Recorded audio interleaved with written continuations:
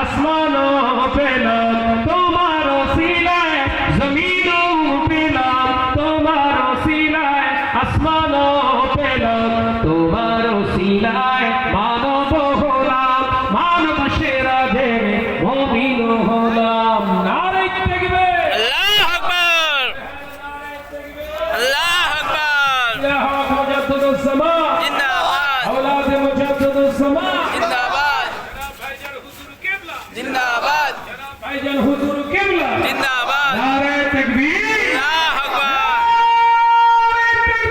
আল্লাহু আকবার। আসসালামু আলাইকুম ওয়া রাহমাতুল্লাহ। ওয়ালাইকুম আসসালাম। ভাইজান বসতে বললে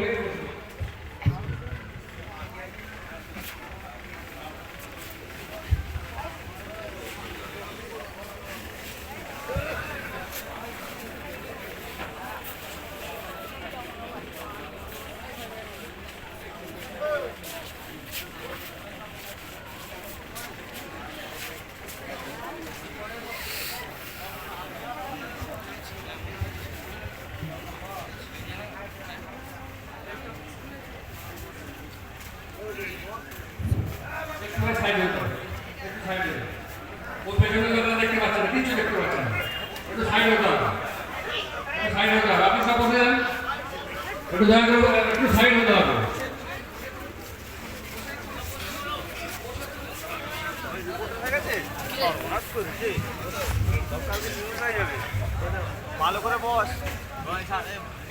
আলহামদুলিল্লাহ, আমরা জলসার প্রায় শেষ লগ্নে এসে পৌঁছে গেছি। আর কিছুক্ষণ পরেই ফজরের আজানের টাইম হয়ে যাবে। আমরা সকলে নামাজের জন্য প্রস্তুত হয়ে যাব। এই মাঝে যেটুকু সময় আছে, আপনারা সকলেই জানেন 1952 সালে ফুরফুরা শরীফের কাইয়ুমুল জামান আলা হযরত বড় হুজুর পীর কেবলা রহমাতুল্লাহ আলাইহি দানপুরি গ্রামটাকে কেন্দ্র করে এর আশেপাশের 18টি গ্রামের মানুষকে সাথে নিয়ে তার স্বপ্নের এই মাদ্রাসা তৈরি করেছিলেন। দানপুরি সিদ্দিকিয়া সিনিয়র ও কোরআনিয়া মাদ্রাসা। প্রথমে এর নাম ছিল দানপুরি সিদ্দিকিয়া কোরআনিয়া ওল্ড স্কিম মাদ্রাসা। পরবর্তীকালে যখন সরকারের অধীনে চলে যায়, ওল্ড স্কিম নামের পরিবর্তন হয়ে সিনিয়র নাম অন্তর্ভুক্ত হয়।